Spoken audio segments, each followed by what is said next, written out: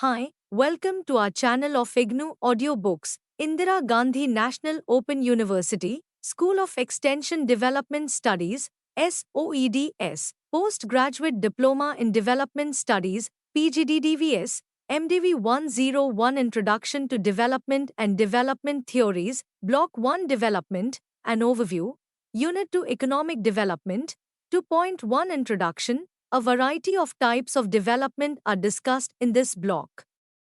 They are economic development, political development, and human development. In general, economic development refers to a rise in income and the productivity of a nation. However, various economists define economic development in different terms. This unit discusses definitions of economic development and how it differs from economic growth, the measurement of economic development, the factors influencing economic development, and the characteristics of underdeveloped countries. After studying this unit, you should be able to explain various views on economic development, define economic development, differentiate between economic development and economic growth, explain the measurement of economic development, describe various factors influencing economic development, illustrate various features of underdeveloped countries. 2.2 Economic development, views and definitions. Before going into the definitions of economic development and the difference between economic development and economic growth, let us discuss the various viewpoints on economic development. 2.2.1 Economic development views. The four main views on economic development are put forth by classical economists, neoclassical economists, structuralist economists, new development economists. Are the classical views of economic development. Economic development was customarily referred to as economic growth by classical and neoclassical economists. The economists of the 18th, 19th, and early 20th century, such as Adam Smith, David Ricardo, John Stuart Mill, Karl Marx, and Alfred Marshall, had a profound concern for understanding the roots of economic wealth and the reasons for poverty. Adam Smith, in his Progressive State, identified three major sources of growth: I. Growth in the labor force and stock of capital; 2. Improvement in the efficiency with which capital is applied to labor through 14. H. Greater division of labor and technological progress; and 3. Foreign trade that widens the market and reinforces the other two sources of growth. According to Adam Smith, growth can be promoted through the market institutions and through the activity of competition. The classical economists, including Adam Smith, relied heavily on variables such as capital, population, and trade for economic development. B. Neoclassical views of economic development. The neoclassical economists believed that growth occurs as a result of the long-term effects of capital formation, labor force expansion, and technological changes. Those are assumed to take place under conditions of competitive equilibrium. According to them, the shift in demand and movement of resources from one sector to another are not necessarily important for development because labor and capital produce equal, marginal returns in all uses. Markets, prices, and incentives are the central issues. Besides these three aspects, the neoclassical economists advocated getting all national policies right in order to achieve a high growth rate. C. The structuralist views of economic development. The early developmental economists adopted a somewhat structuralist approach to development problems. They tried to identify specific rigidities, lags, shortages and surpluses, low elasticities of supply and demand, and other characteristics of the structure of developing countries that affect economic development. According to them, economic development is caused by changes in the structure of the economy rather than movement of labor from one sector to that of the other. D. New development economists. The new development economists considered economic development as the removal of poverty and inequality, rather than an increase in the growth rate and GNP, gross national product. They are of the view that growth in GNP is not a sufficient condition for the eradication of poverty. Further, there is very little possibility of the trickle-down effects of income, and, therefore, both poverty and income inequalities are high in many countries. They question the very meaning of economic development and the value of measuring it in terms of GNP. They added other dimensions to the objectives of development. The World Bank emphasized redistribution with growth, and the International Labour Organization, ILO, concentrated on basic human needs. Now, development economists give emphasis more directly on the quality of the development process. They consider that people and the quality of their life are central to development. They argue that there is a need for a perspective of economic development that incorporates human development.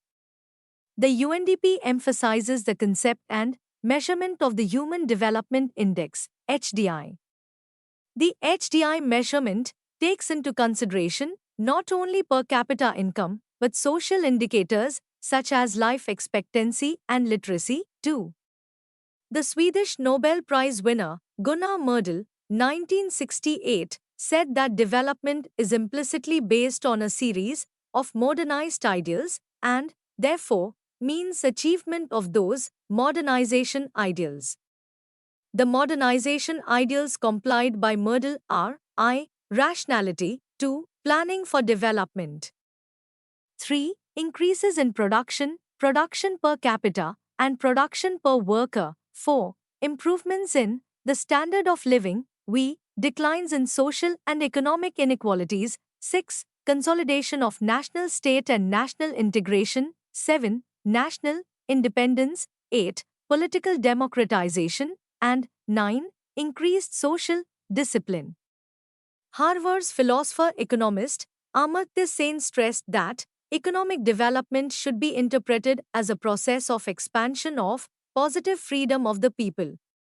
He said that development is a process that expands the entitlements and capabilities of the people and advocates that development economists should concentrate on entitlement of the people and the capabilities that these entitlements generates. Economic development, as perceived by the modern economists, has been nicely summed up by Sijirme, 2005, in the following 4 points. I. Development is a normative concept involving very basic choices and values. 2. Development goals include the reduction of poverty, increased economic welfare, improved health and education. 3. An increase in productivity and production per head of population in poor countries, and 4. Finally, there are modernization ideals or development goals.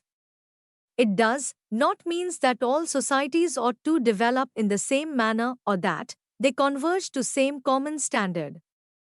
2.2.2 Economic Development Definitions. In the first part of this section, you read different views on economic development. Now, let us give a few definitions of economic development and then discuss the differences between the economic development and economic growth.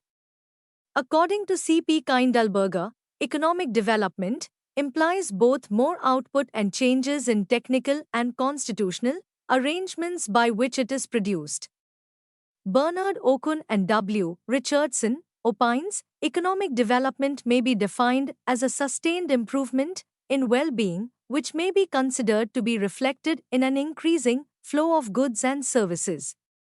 According to Weiner, the term economic development signifies not merely economic growth, but economic development, which is associated either rising per capita levels of income or the maintenance of existing high levels of income.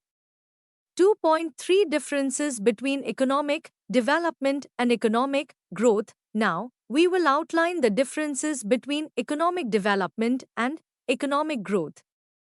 The main differences between economic development and economic growth are development is a discontinuous and spontaneous change in the stationary state which forever alters and displaces the equilibrium state previously existing, while growth is a gradual and steady change in the long run, which comes about by a general increase in the rate of savings and population. Economic development deals with the problems of underdeveloped countries, whereas economic growth deals with the problems of developed countries. Professor Madison is of the view that the rising of income levels is generally called economic growth in rich countries, and in poor countries it is called economic development, which is the outcome of deliberate planning.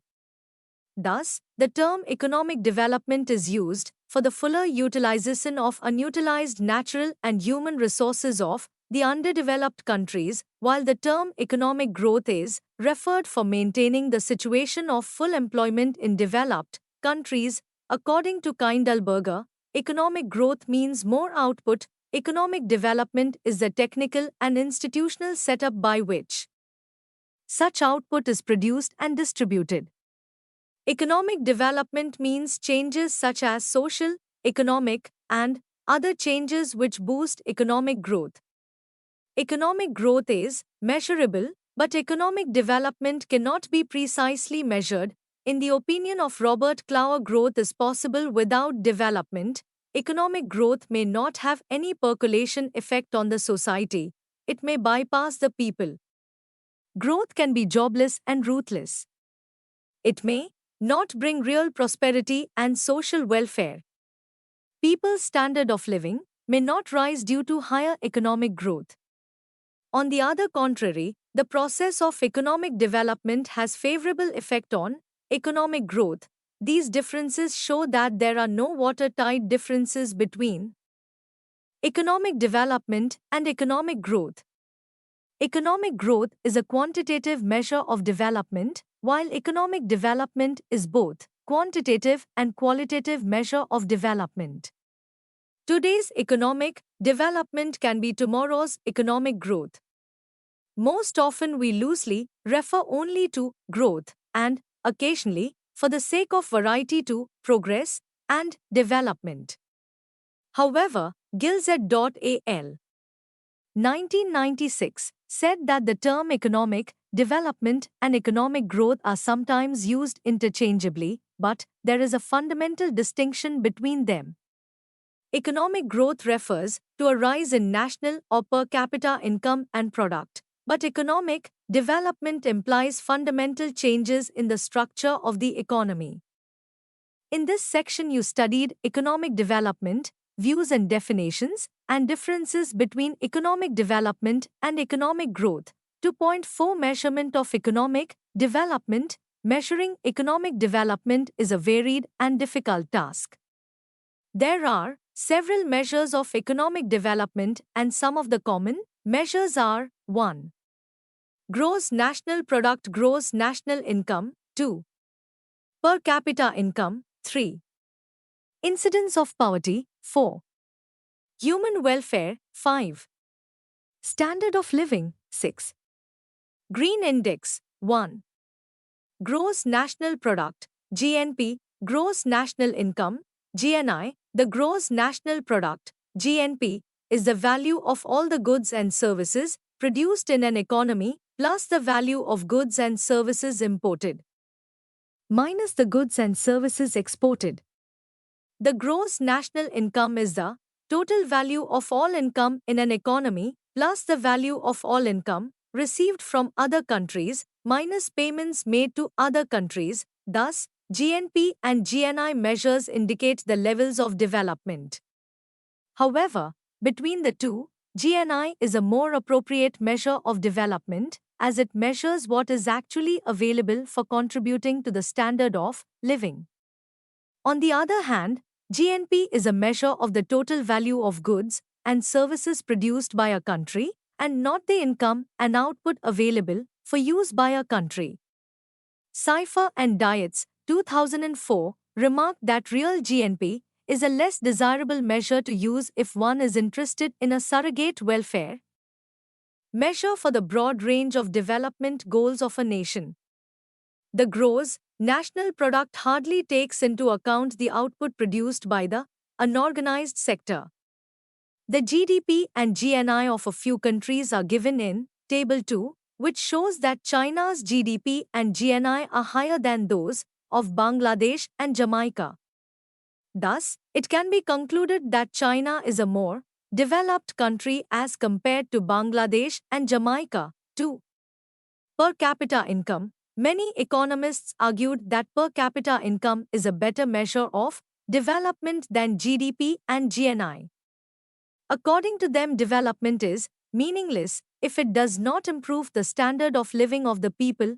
Per capita income is calculated as national income divided by total population.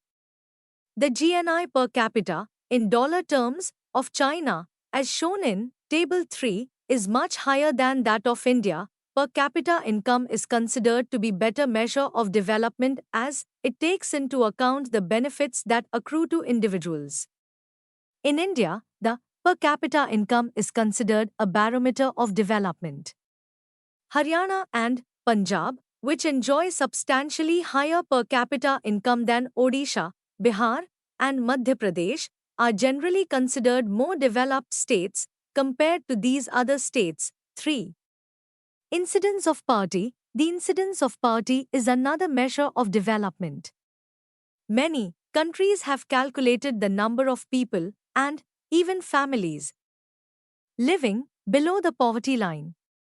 The simplest and most widely used measure of poverty is the Head Count Index, HCI, which is the ratio of the population living in poor households with incomes below the poverty line to total population. The calories norm has been used in India, i.e., a minimum 2400 calories in rural areas and 2100 calories in urban areas to determine the poverty line. In 2014, the Rangarajan Committee in its report said that those spending over 32 rupees a day in rural areas and 47 rupees in towns and cities should not be considered poor. Another absolute measure of poverty that has been commonly used by the World Bank and other multilateral organizations for international comparisons is $1. 9. Purchasing power parity per capita per day. This yardstick is very simple and easy to use. The UNDP introduced the Human Poverty Index, HPI, in 1997, which is considered a measure of assessing the development of a nation from the angle of poverty. A high incidence of poverty means lower economic development. 4. Human welfare. Economic development can be measured in terms of welfare. Human welfare includes both individual and community welfare.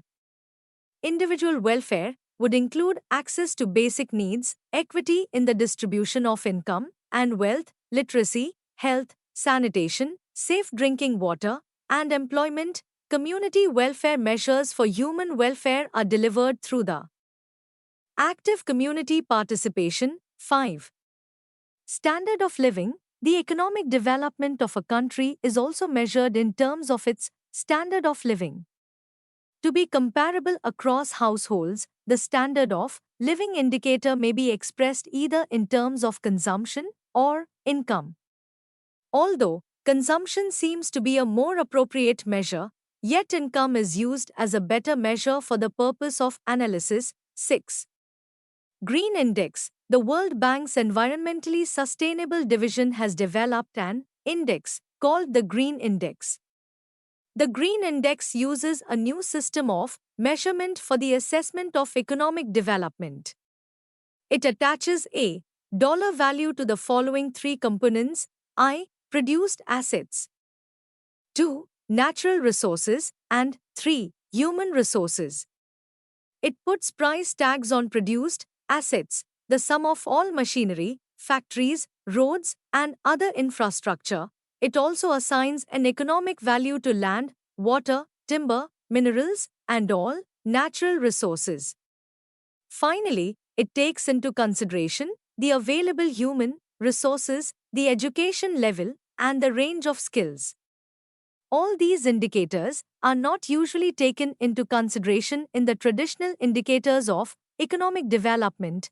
2.5 The factors influencing economic development. Economic development is influenced by many factors, and these may, broadly, be categorized as economic and non-economic factors. Economic factors. The economic factors influencing development are a. Acceleration in industrialization. Economic growth and development depends increasingly on faster industrialization. Higher industrial growth rates boost the national growth rate. The use of technology is higher in the industrial sector, which enhances productivity and also ensures higher wages to the labor force engaged in the sector. Higher income results in higher purchasing power of the people engaged in a particular sector, which ultimately influences their quality of life. The developed nations are largely industrially developed, while developing nations are mostly lagging in industrialization. B. Mechanization of agriculture.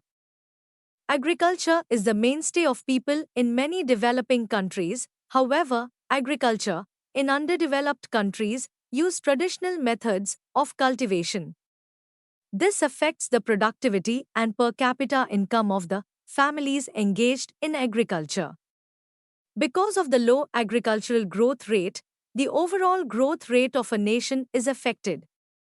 Technological progress and labor productivity is typically lower in primary sector, particularly agriculture. Therefore, with growing urbanization, there is a shift of labor from traditional agriculture sector to the urban industrial sector.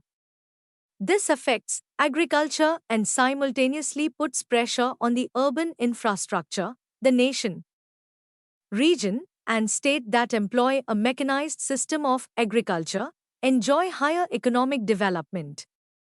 For example, Haryana and Punjab, in India's northern region, are economically developed states. The contribution of labor-intensive traditional agriculture to economic development will certainly be lower as compared to the modernized agriculture sector. See climate, soil and terrain. Climate plays an important role in the process of economic growth and development. Generally, it seems that most developed countries are situated in temperate climates, while the developing countries are concentrated in tropical and subtropical zones. In the tropical zones, human energy and achievement are low because of the heat and humidity. The countries situated in the tropics face development problems different from those of temperate zones. For example, in India, the cold climate of Punjab, Haryana, and western Uttar Pradesh gives them higher agriculture productivity compared to the hot and humid climate in eastern region states like Odisha, Bihar, and West Bengal. Moreover, the tropics are also fertile breeding grounds for a variety of agricultural pests and diseases.